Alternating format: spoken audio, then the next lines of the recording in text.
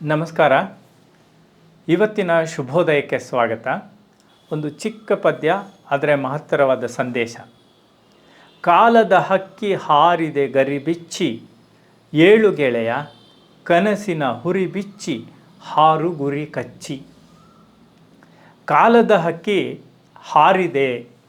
ಯಾವುದು ಕಾಲದ ಹಕ್ಕಿ? ರವಿ, ಸೂರ್ಯ ಹಾರಿದಾನೆ. ಗರಿ ಬಿಚ್ಚಿ, ಅವನ ಕಿರಣಗಳ ಗರಿಯನ್ನು ಬಿಚ್ಚಿ ಹಾರಿದಾನೆ.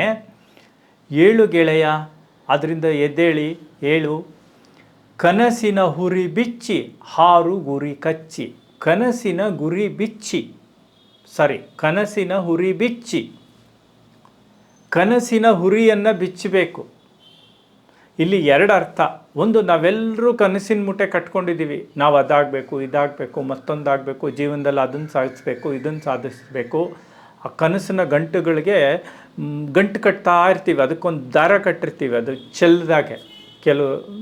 ಆದರೆ ಆ ಗಂಟು ತುಂಬ ದೊಡ್ಡದಿರುತ್ತೆ ಕೆಲವ್ರದ್ದಿರಲಿ. ಸೊ ಇಲ್ಲಿ ಹೇಳ್ತಾ ಇರೋದೇನು, ಅಲ್ಲಾಗಲೇ ಕಾಲದ ಹಕ್ಕಿ ಹಾರಿಬಿಟ್ಟಿದೆ.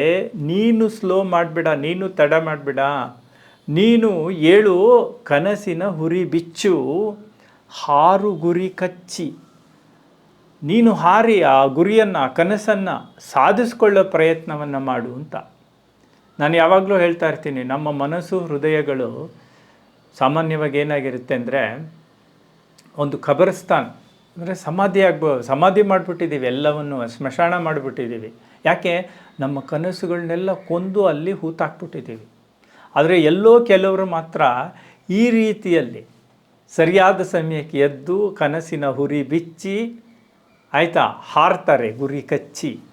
ಅದರಿಂದ ಇವತ್ತಿನ ಸಂದೇಶ ಇಷ್ಟೇ. ಏಳು ಗೆಳೆಯ, ಹಾರು ಗುರಿ ಕಚ್ಚಿ. ಈ ಕನಸಿನ ಗಂಟು ಕಟ್ಟೋದು ಇನ್ನೊಂದು ಅರ್ಥ ಇದೆ. ಈ ಕನಸಿನ ಹುರಿ ಬಿಚ್ಚಿ ಅನ್ಬೇಕಾದ್ರೆ ಕನಸನ್ನು ನಾವು ಕಟ್ಕೊಂಡು ಸುಮ್ಮನೆ ಇಟ್ಕೊಳ್ಳೋದಲ್ಲ. A dream can bound you to earth, a dream can release you from earth. ಕನಸು ನಿಮ್ಮನ್ನು ಈ ಭೂಮಿಗೆ ಹಿಡ್ದಾಕ್ಬೋದು, ಇದು ಇಡತ್ತೆ, ಎಳೆದಿಡತ್ತೆ. ಅದೇ ಕನಸು ನಿಮ್ಮನ್ನು ಮುಕ್ತಗೊಳಿಸೋ ಅವಕಾಶವನ್ನು ಕೂಡ ಕೊಡುತ್ತೆ.